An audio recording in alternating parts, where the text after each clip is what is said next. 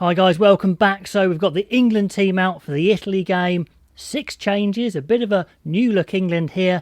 Not sure how many are kind of enforced changes or planned changes or tactical changes. So be interesting to see what you guys think about this team. Now, as an England fan, I'm always hopeful, and there's certainly some very exciting combinations here. And I do expect a quite open and exciting game, to be honest. But there's some areas that I think maybe could be stronger, and it isn't England's strongest lineup. So let's get into it. We've got Genge at 1, keeping his place at the loose head. He's a vice-captain. I think he's growing into the role, so I'm pretty happy with him. Let's see how he goes. Apparently, Luke Cowan-Dickie hasn't trained much this week, so whether that was planned or not, Jamie George is in, that makes sense. Although Cowan-Dickie is on the bench, and if he hadn't trained much this week, maybe Blamire could have made an appearance. I wouldn't have minded that. At tight head, we get Sinclair dropping to the bench and Stewart getting a rare start. And if he is England number 2 tight head, he needs these sorts of starts. So it's a big chance for him, to kind of prove he is, a world-class operator. Still question marks for him. Obviously, anyone playing for Bath, it's been pretty hard to prove that domestically. Then we come to the second rows, and, Yules is solid, Ezekwe is just getting back into internationals, and Chesham, of course, is only just coming into internationals very young. So, I think it's fair to say this is probably England's least experienced or weakest second row lineup for many, many years. That's not to say these guys aren't going to get better, but you wouldn't say it's a feared second row combination there. So let me know what you think. It's a little bit strange that they had Launchbury back into the camp. 30 years old, he's got time on his side, he could make the World Cup. He seemed like the sort of second row England needed, experienced, bulky, so a little bit tricky to know why he left the camp. Maybe he wasn't match ready, I don't know, but I would have liked to see Launchbury in there, maybe on the bench, maybe starting, but anyway. And then a Toje, probably their best second row available. He's moved to 6. Now, yes, Lords isn't available with his concussion recovery, but it's a shame we didn't see Alfie Barbary, who wasn't even retained in the squad anyway, but it looks like a great chance to me to play him there as a big ball carrier. Curry there at 7, retaining his spot at open side, which I think he should play for the whole tournament. It's his best position. And they're swapped around the 8s.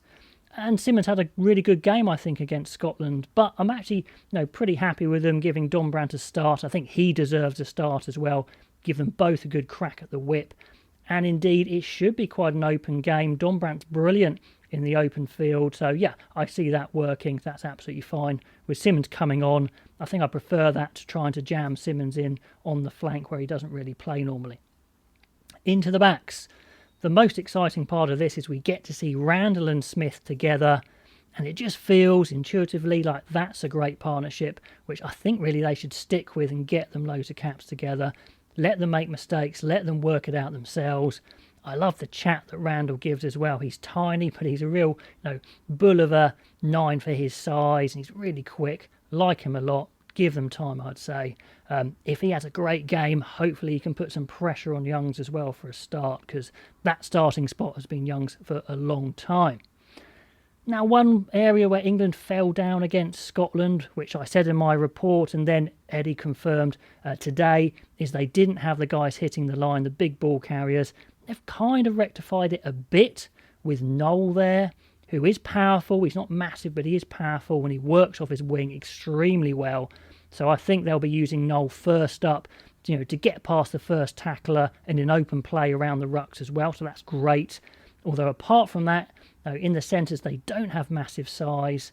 I'm happy Marchand gets to play 30 in his best position, but, they're not huge. Malins is on the wing again, who's a great player, but again, not massive. So it's really only Stewart and Noel who are the big guys, if you like, and you rarely bring in your 15 in tight and pull them out of position. So I think Noel's going to be having to do quite a lot of work, and maybe Marchand as well.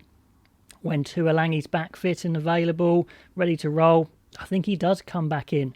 I know England are reliant on Tuolangi, he's not always fit, but at the moment, if they're not going to pick Atkinson, they're not going to try Kelly, I think they need Tuolangi, to be honest. Love to know if you think they should go back to Tuolangi.